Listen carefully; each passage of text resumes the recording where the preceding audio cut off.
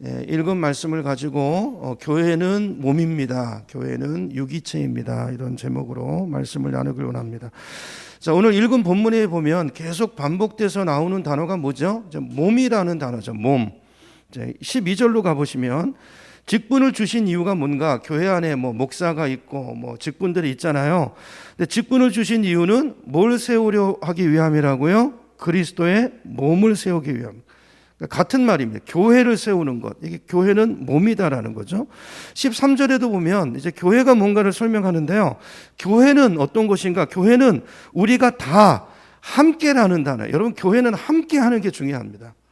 잘하는 것보다 함께 해야 돼요. 몸을 이루는 거, 몸을. 그렇죠? 효율을 내는 곳이 아니에요. 교회는 직장이 아니고 사업체가 아닙니다.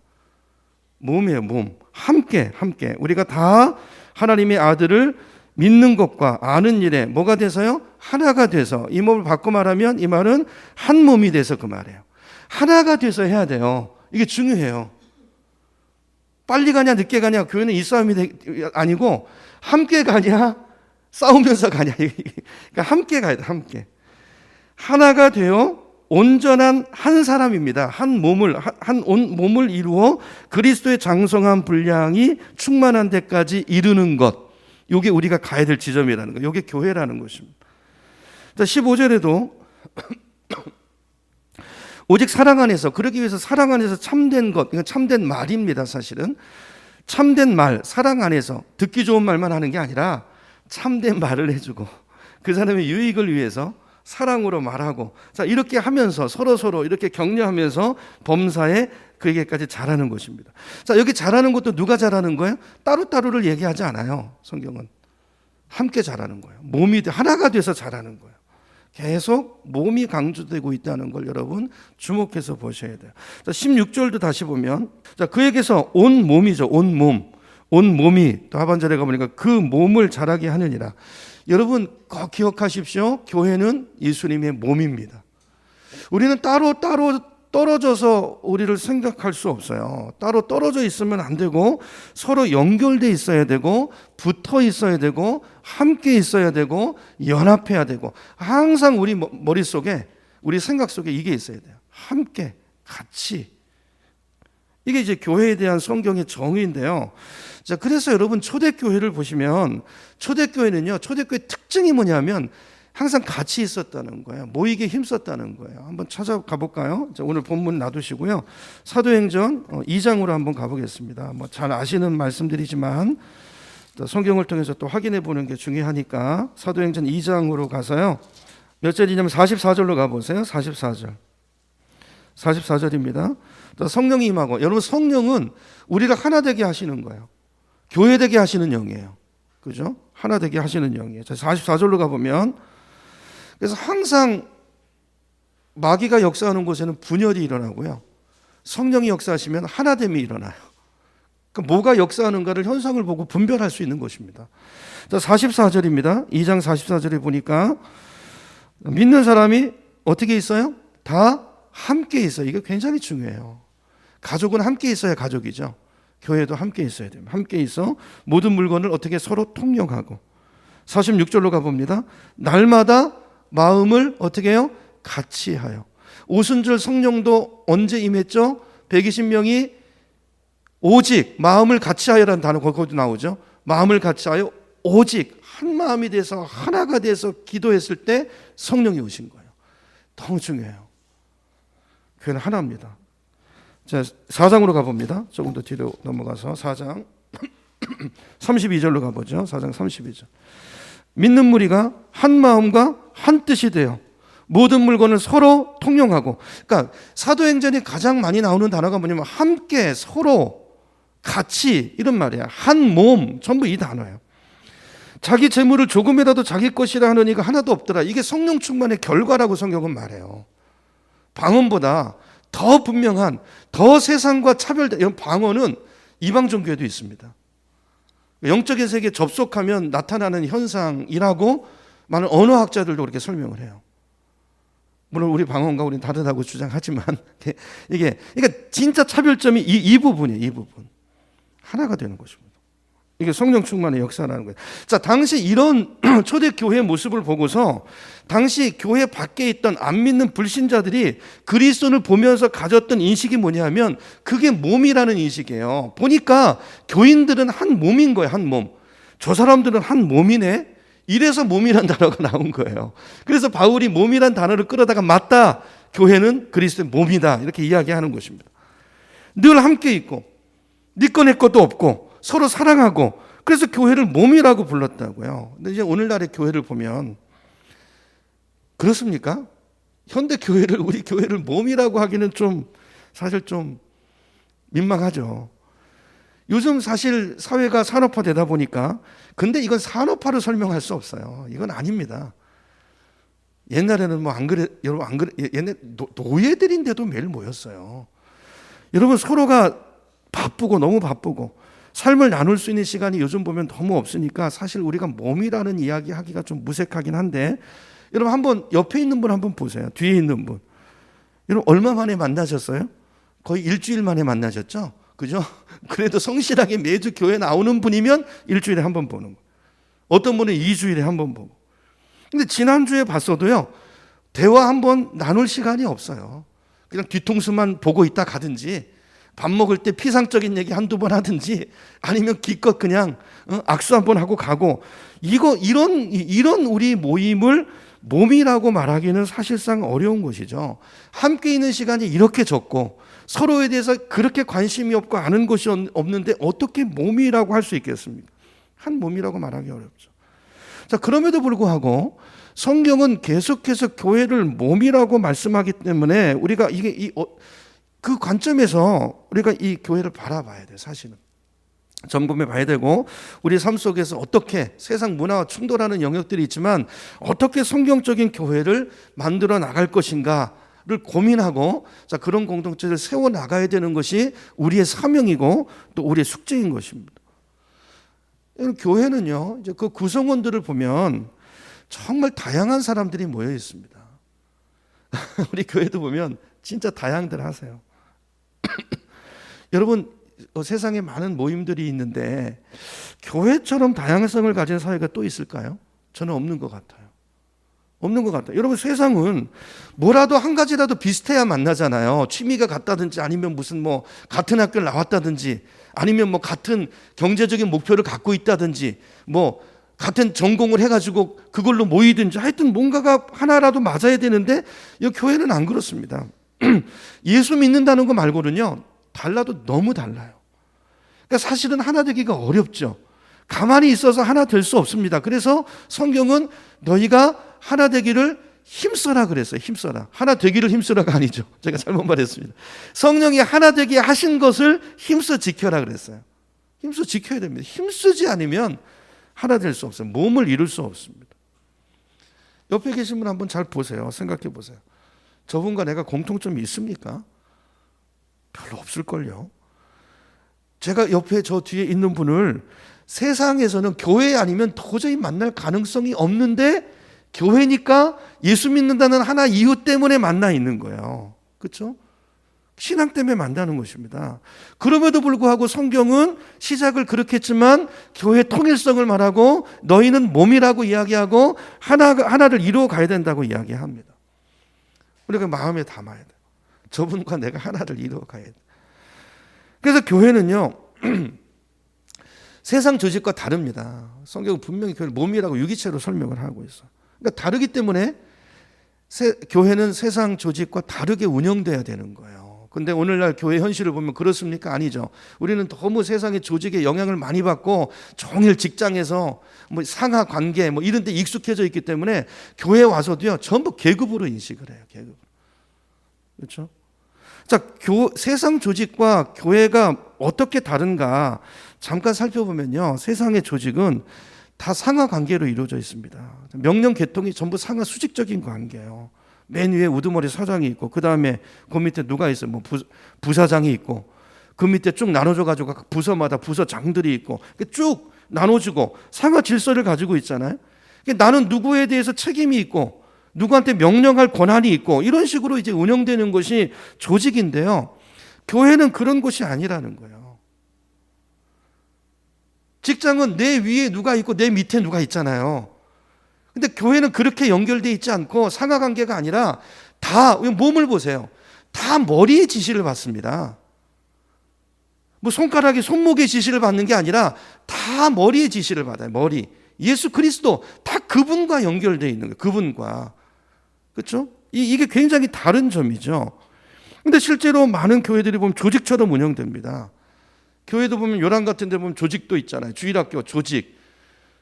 뭐 교장 이래가지고 뭐 제 이름도 올라가더라고요. 맨 위에 무슨 주일학교 교장 이래가지고 있고 조직도 그 맨 위에 목사가 있고 그 다음 무슨 뭐 부서장 장로 있고 그 다음 안수 이렇게 되는 거예요. 이런 방식으로 운영하는 것은 세상 조직이지 성경이 말하는 유기체 몸이 아닌 것입니다. 그렇죠? 그러니까 이렇게 조직으로 몸이지만 조직적으로 운영되는 교회는요, 사람을 관계나 사람 됨됨이로 정의하지 않고요, 역할이나 기능으로 정의해요. 그래서 그런 교회는 이제 자기를 소개할 때도 그렇게 소개하죠. 저는 주일학교 교사 안무개입니다. 무슨 위원장 안무개입니다. 부장 누구입니다. 평신도 누구입니다. 그렇죠? 자, 이런 교회는 의사결정을 누가 할까요? 이런 조직에서 의사결정은요, 주로 상급자가 하거나 뭐 부사장, 뭐 최고 올라간 목사가 하고 당회가 하고 이런 경향들이 있죠. 그리고 이렇게 지시적으로 내려가요. 결정한 것을 내려가고.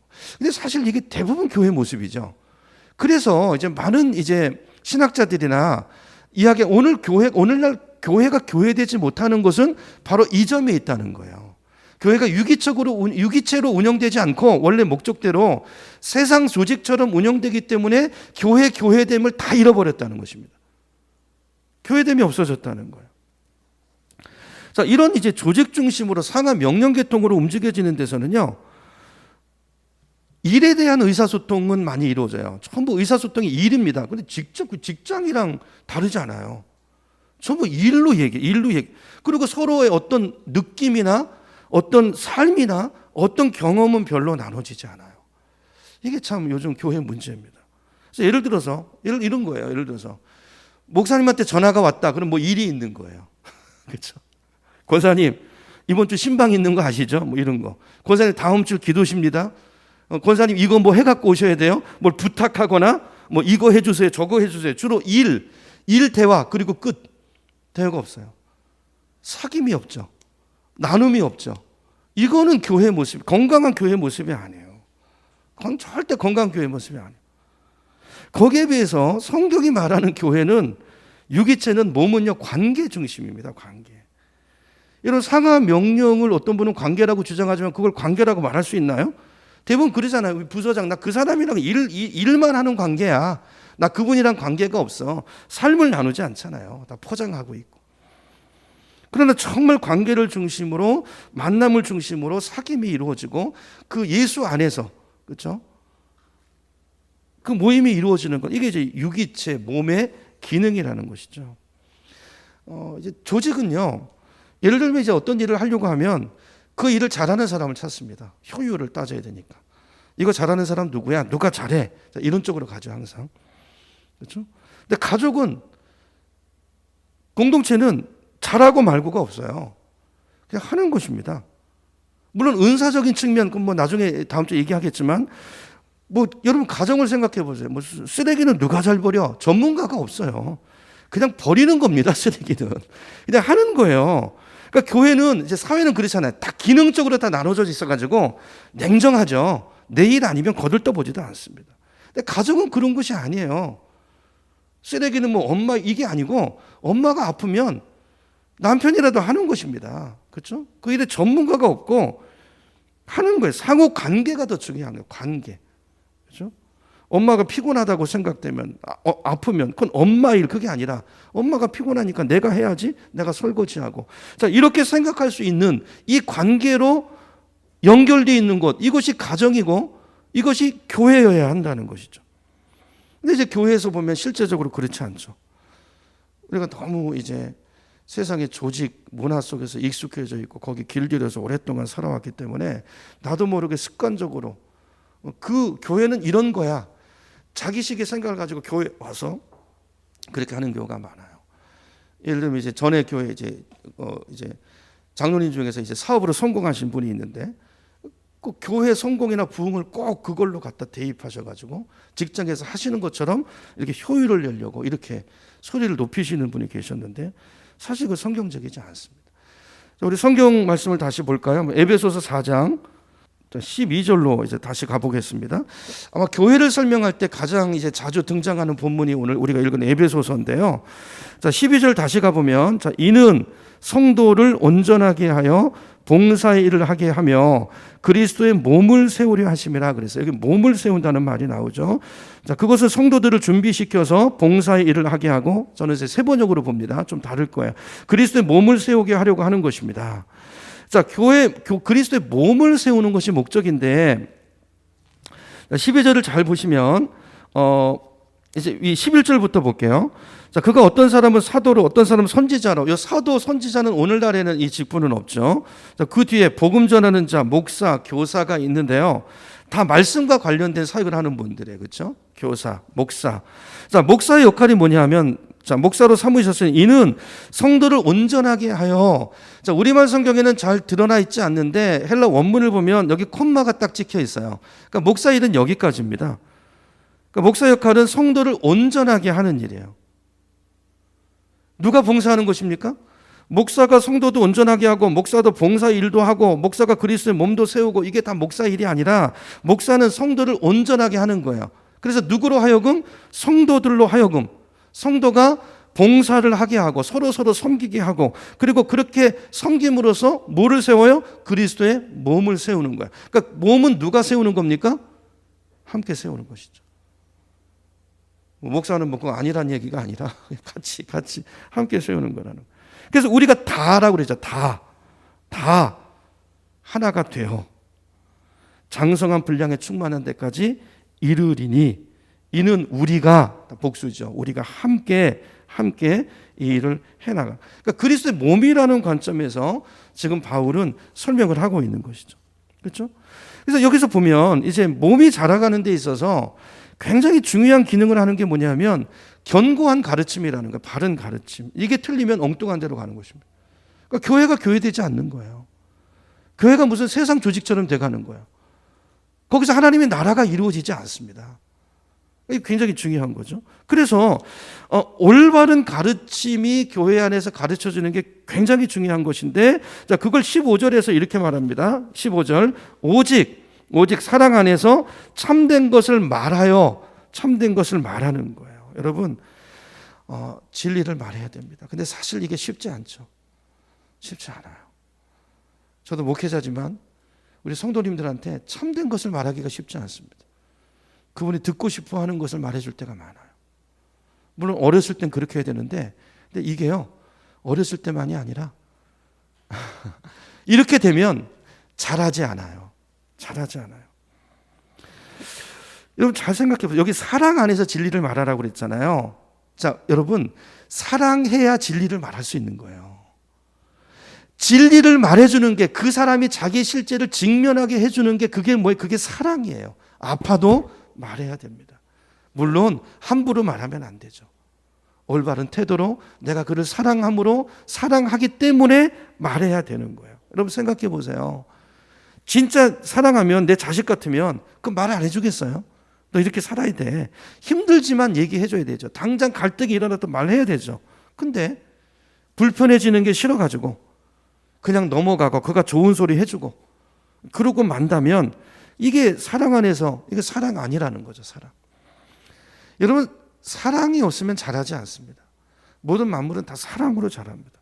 그러니까 교회가 바로 그런 곳이라는 거예요. 여러분 생각해보세요. 교회까지 와서 그런 얘기 하시는 분이 있더라고요. 설교론 얘기할 때도.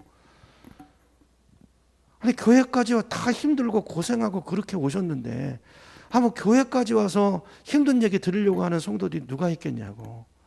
근데요, 이렇게 가면 안 되는 거예요.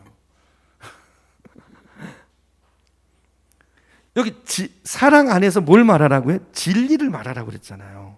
듣고 싶은 게 아니라 진리를 말해야 되는 거죠. 아니, 그러려고 교회에 오시는 거 아니에요? 사실은 바꿔서 말하면. 아니, 좋은 소리 들으려면 교회 말고 더 있잖아요. 근데 교회는 진리를 듣고 싶어서 오는 거 아니에요? 진리를 들어야 되죠. 사도 바울이 분명히 얘기해요. 그렇죠?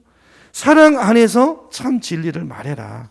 어려운 일이지만 그래야 범사에 건강한 몸으로 자란다는 것입니다. 우리 각 지체가 자라고 그렇게 해서 그 몸이 건강하게 올라온다는 거예요. 그러면서 16절에 그에게서 온몸이 각 마디를 통하여 도움을 받음으로 연결되고 결합되어 각 지체의 분량대로 역사하여 그 몸을 자라게 하며 사랑 안에서, 여기도 사랑이 나오죠. 사랑 안에서 스스로 세우느니라.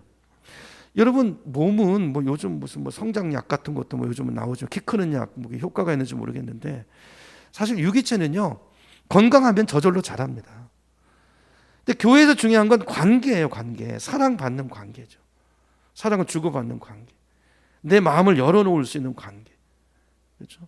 이런 관계. 이런 공동체를 세우는 것이 이제 금년 우리 교회가 하나님을 영화롭게 하는 생명의 공동체인데요. 이런 공동체를 세우는 게 관건입니다. 예수님께서 이제 자란다, 열매를 맺는다. 근데 우리는 이제 자라게 하고 열매를 맺는데 초점을 맞추다 보면 본질을 놓칠 때가 있거든요. 사실은 더 중요한 것은 유기체라는 건 뭐예요? 말씀드린 것처럼 유기체는 모든 신경 조직을 통해서 각 마디나 모든 기관이 어디에 연결되어 있죠? 머리에 연결되어 있다고요. 이 건강한, 그렇죠? 건강한. 요한복음 15장으로 가보겠습니다. 요한복음 15장. 자, 예수님이 우리 신앙을 교회를 설명하는데 요한복음 15장으로 가보시면 자, 이렇게 말씀하세요. 1절 보면 나는 참 포도나무요. 자, 예수님이 참 포도나무고 자, 아버지가 농부고 하늘 아버지가 농부고 자, 우리는 누굽니까? 가지라고 설명하죠. 가지. 자, 가지는 어떻게 열매를 맺습니까? 여러분, 가지가 내가 열매를 맺으려고 애쓰는 거 보셨어요? 아니요. 열매를 맺기 위해서 가지가 할 일은 한 가지예요. 어떻게 하는 거죠? 나무에 붙어 있는 거예요. 잘 붙어 있는 거예요. 연결되어 있는 거예요. 자, 바울이 그 몸을 얘기하는 것도 이거예요. 자, 자라는 거는 잘 연결되어 있는 거예요. 서로 마디마디가 연결되어 있고 그리고 머리에 잘 연결돼서 머리의 지시를 잘 받고 서로 이렇게 사랑으로 진리를 말하고 이런 관계에 있으면 몸이 어떻게 된다고요? 스스로 자란대요. 자, 열매는 가지가 나무에 붙어 있으면 자동적으로 자라는 거예요. 열매가 맺히는 거예요. 그래서 4절 가보세요. 요한복음 15장 4절입니다. 내 안에 거하라. 나도 너희 안에 거하리라. 가지가 포도나무에 붙어 있지 아니하면 스스로라는 단어가 나오죠. 스스로 열매를 맺을 수 없음 같이. 그러니까 교회라는 것이 그런 교회. 연결되어 있고 붙어 있고 머리와 연결되어 있지 않으면 상하 계통이 아닙니다. 여러분, 사람에게 매이시면 안 돼요. 사람에게.